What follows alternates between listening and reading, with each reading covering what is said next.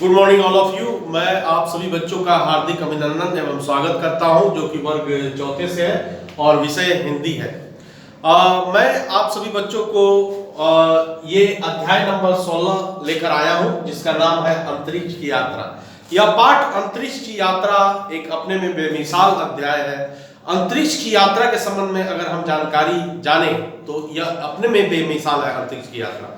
अगर हम इसके शब्दार्थ को देखें, सबसे पहले तो हम देखेंगे शयन कक्ष का मतलब होता है सोने का कमरा।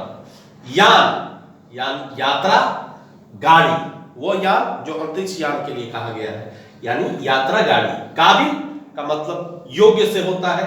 द्रव यानी तरल या पानी सा बहने वाला। अंतरिक्ष दो ग्रहों या तारों के बीच का वह स्थान जहां दोनों का प्रभाव शून्य होता। एरोनॉटिकल साइंस, विमान संबंधी ज्ञान, ये होता है एरोनॉटिकल साइंस। बस्तियां, आबादी, बहुत से लोगों का घर बनाकर रहने का भाव। अब अगर हम यहां पर देखेंगे पात्र परिचय को एक एक कर, तो देखेंगे यहां दादाजी हैं, नील है, माधव है, मोनिका है, और ये सारे विवरण दिए गए हैं। कुछ एरोनॉटिकल साइंस, अंतरिक्ष में खाना और प्रयोगशाला, तो ये सारी बातें यहां पर हम देखेंगे।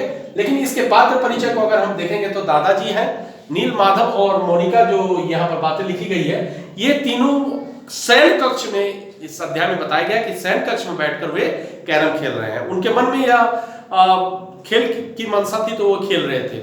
अचानक उसी बीच क्या होता है कि उसके दादाजी आ जाते हैं।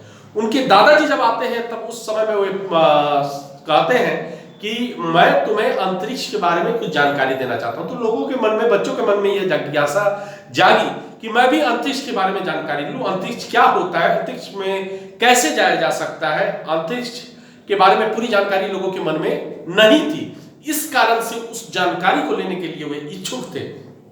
तो आगे दादाजी ने बातें बताई कि यह सभी के बस की बात नहीं होती है।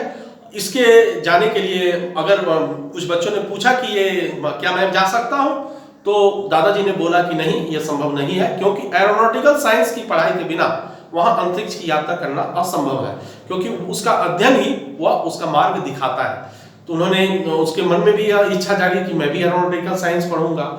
तो इस तरह से आगे बात बढ़ी और दादाजी ने आगे अंतरिक्ष के बारे में बताना शुरू किया। लोग बहुत ध्यान से सुन रहे थे। इसके बाद क्या हुआ कि एक ने कहा कि अंतरिक्ष में खाना कैसे खाया जाता है। तब दादाजी ने बताया कि अंतरिक्ष में खाना खाना असंभव है, वो वहां पर केवल द्रव पदार्थ लेकर जिंदा रह सकता है। इस रूप से उन्होंने उसे यह बता दिया कि केवल अंतरिक्ष में जीवित रहने के लिए वहां पर द्रव पदार्थ ही लिया जा सकता है, तभी वो जिंदा रह सकता है।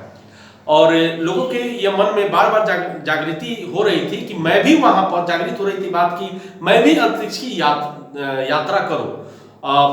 हालांकि दादाजी ने उनको सलाह दिया कि एरोनॉटिकल साइंस की अगर पढ़ाई पढ़ोगे तो निश्चित रूप से तुम भी सफर कर पाओगे। बाद में उन्होंने प्रयोगशाला के बारे में यहाँ पर बातें बताई कि प्रयोगशाला में जो होता है वैज्ञानिक अनुसंधान दिन प्रतिदिन अगर हम देखें तो नए नए अनुसंधान करते रहते हैं, नए नए खोज करते रहते हैं। उस प्रयोगशाला में तरह तरह का ज्ञान बढ़ता है और वैज्ञानिक तरह तरह की खोजों को रूपांतरित करते हैं, एक नए रूप में नए उसको पेश करते हैं। तो अगर बच्चों की यह मंशा थी कि मैं भी अंतरिक्ष की यात्रा करूं, तो दादाजी ने इसके रूप में सलाह दिया है कि अंतरिक्ष यात्रा करना संभव तभी हो सकता है जबकि एरोनॉटिकल साइंस की पढ़ाई पढ़े। तो इस बात को अगर हम देखें तो अगर आप सभी बच्चों के भी मन में यह जिज्ञासा होगी कि मैं भी अंतरिक्ष यात्री बनूं, तो उसके लिए आप सभी बच्चे भी एरोनॉटिकल साइंस की पढ़ाई करें आगे जाकर, तो आप भी अंतरिक्ष यान पर सफर कर सकते हैं, या आपकी मनसा पूरी हो सकती है। तभी हो सकती है जब कि आप एरोनॉटिकल साइंस की पढ़ाई पढ़ें। तो आज के लिए बस इतना ही। आप सबों का बहुत बहुत धन्यवाद।